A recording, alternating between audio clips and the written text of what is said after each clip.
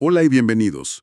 Hoy vamos a desmenuzar un texto que plantea una idea bastante explosiva, que la crisis de autoridad del padre en el hogar es la raíz de muchos de los grandes problemas de la sociedad moderna. Así es, nos basamos en extractos de un ensayo de Hernando Bernal, La crisis de autoridad paterna.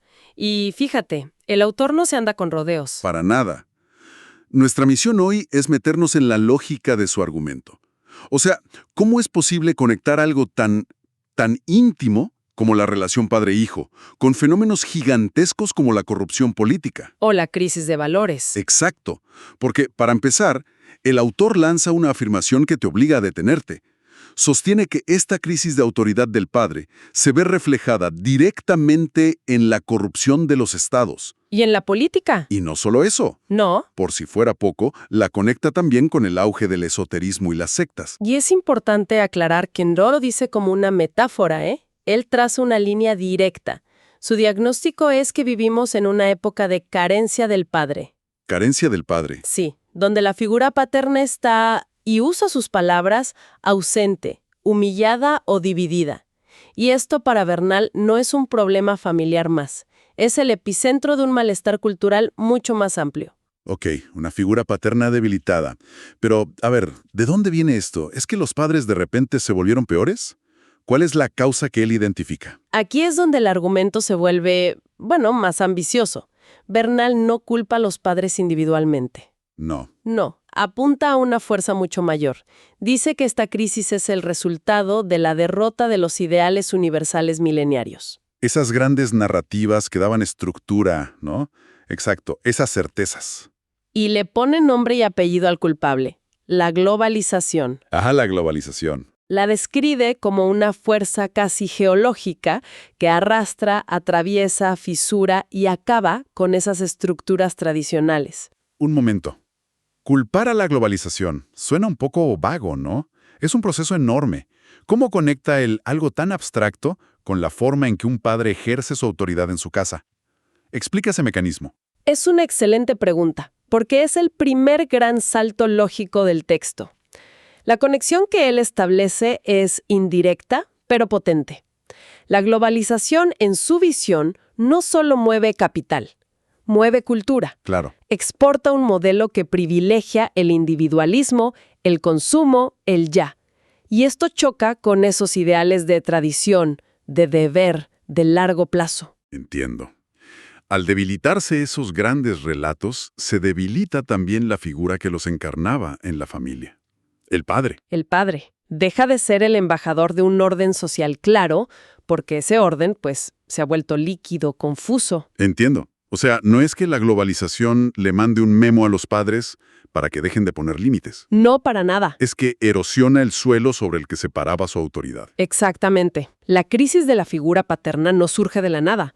Para el autor, es la consecuencia más íntima y palpable de ese cambio a escala mundial. Y esto lo lleva a su siguiente punto, que es donde realmente ata todos los cabos. Claro, porque hoy en día todo el mundo habla de crisis por separado. Se habla de la crisis de valores, la del sistema educativo, la crisis en la justicia.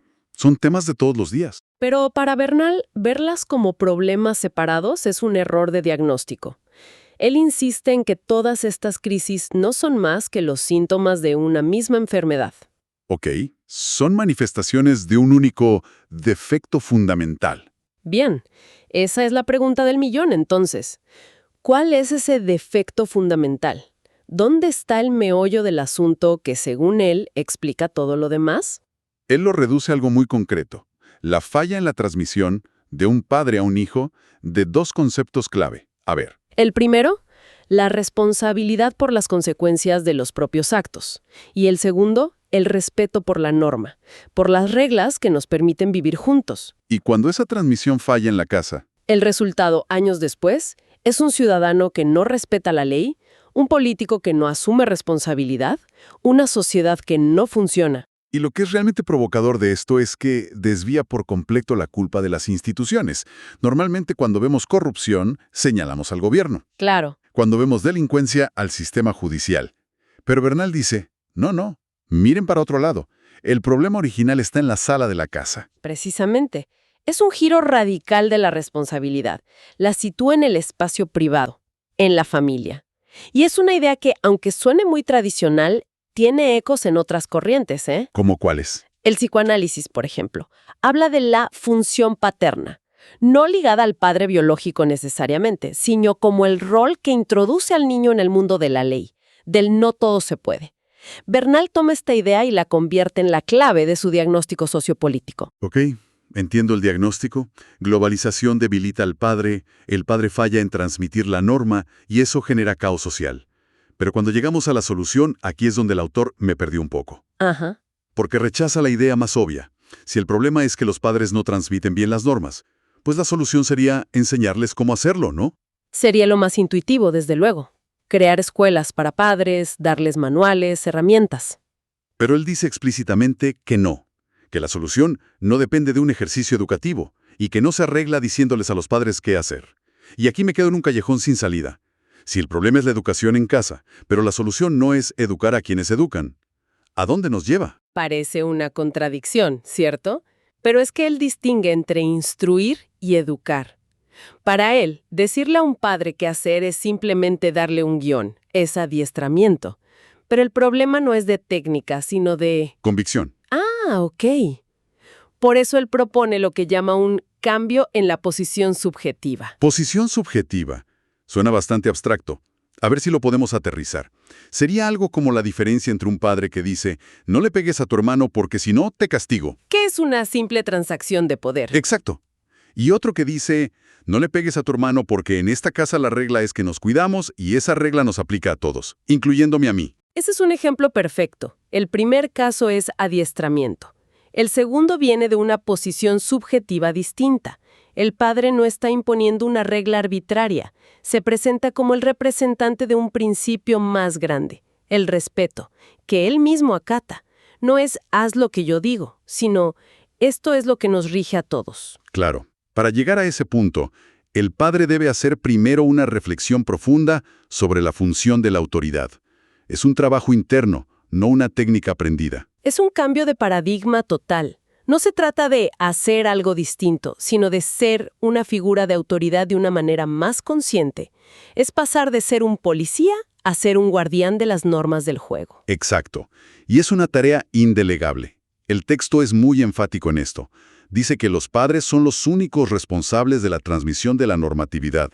No la escuela, no el Estado, la familia. Y aquí llega otra de las ideas más polémicas del texto, creo yo. Dentro de esa responsabilidad, le pone un peso muy específico a una figura.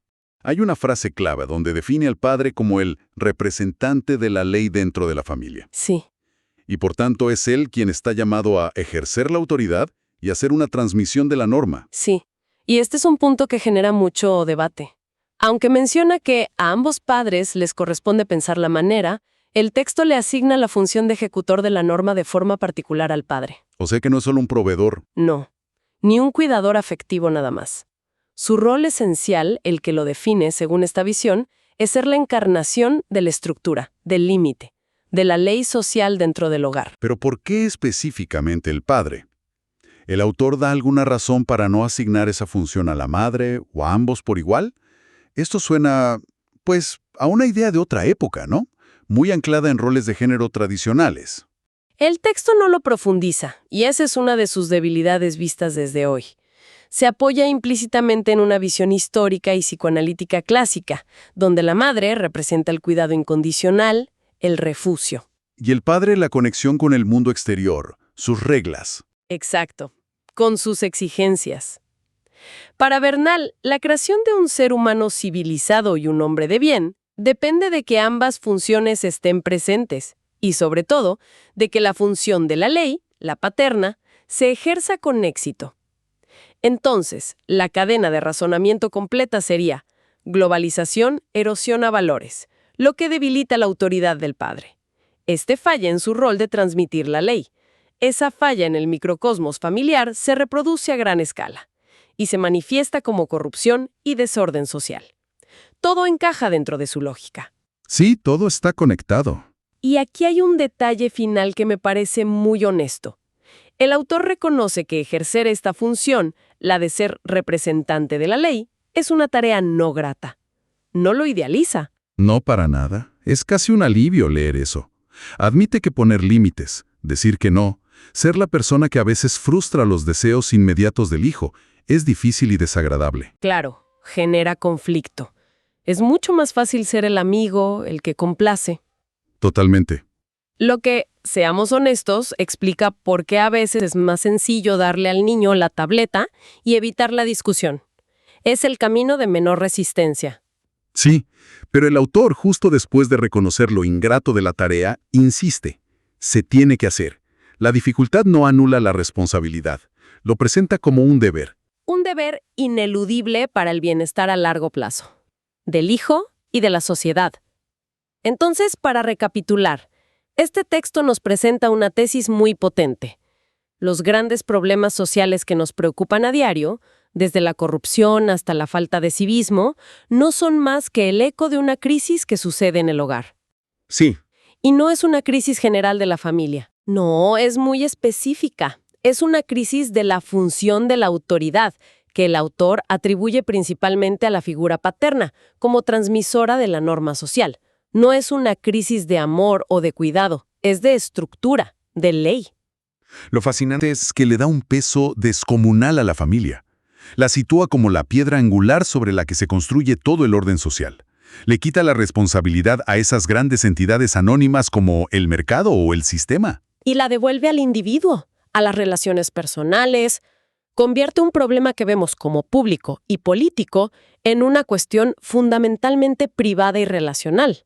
La salud de la polis depende de la salud de la oikos, del hogar. Exacto, o para ser más precisos con Bernal, de la correcta ejecución de una función clave dentro de ese hogar. Lo cual nos deja con una pregunta inevitable para cerrar. El autor, en su contexto, se enfoca de manera muy específica en el padre. Pero hoy vemos estructuras familiares infinitamente más diversas. Claro, familias monoparentales, con 2 madres, 2 padres, familias ensambladas, abuelos criando nietos. Y los roles de género, además, están en plena redefinición. Es la pregunta fundamental que nos deja este texto. Si aceptamos su premisa de que esa función de transmitir la norma es vital para la sociedad. ¿Quién la asume? Exacto. ¿Quién la asume o cómo se distribuye en configuraciones familiares que no encajan en el modelo tradicional que él parece tener en mente? Claro. ¿Es una función inherentemente ligada a un género, como parece sugerir el texto? ¿O es un rol que puede y debe ser desempeñado por cualquier figura de autoridad en la vida de un niño, sea hombre o mujer? Y si es así, ¿Qué implica esa redistribución de roles para el tipo de sociedad que el autor describe? Es una idea para seguir masticando.